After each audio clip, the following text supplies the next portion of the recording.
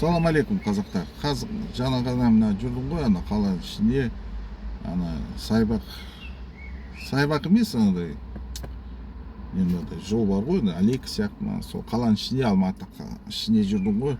Көптеген мынандай иттермен жүреді ғой. Оның ішіндегі көптеген мигранттар келді ғой. Ол бізде оның қатысы жоқ, оның ештеңе айта алмаймыз, жүре берсін, неғыламыз. Бірақ оның ішіндегі қазақ қыздар, әйелдері бар. Иттермен жүреді далада.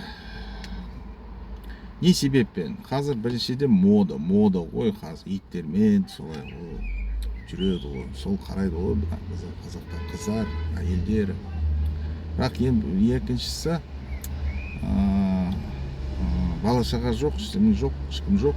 Сол себептен аналық инстинкт бар ғой, аналық инстинкт. Оларға бала-шаға туралы қамқорлық жасағысы келеді. Сол себептен бала-шағаның орнына иттер ұстайды.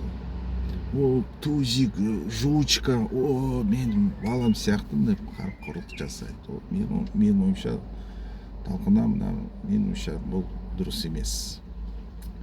Сол себептен екіншісі, мен не үшін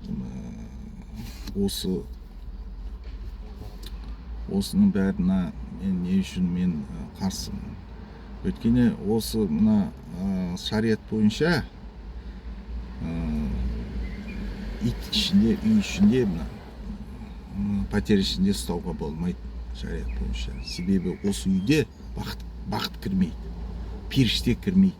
Ешқашан осы үйдің иесі ешқашан бақытты болмайды шариғат бойынша.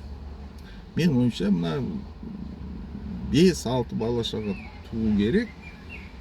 Егер солай көп қатты ұстауға келсе, алауда жер үй бар ғой, сол алауда сыртта ұстауға болады дейді. Бірақ пәтердің ішінде, мен көрсем, ол қаланың ішінде жүреді ғой, қаланың ішінде жер үй жоқ қой. Сол себептен олар пәтер ішінде ит ұстап жүр. Сол айтқым келеді. Қалай қарайсыздар, жігіттер, қазақтар? Сол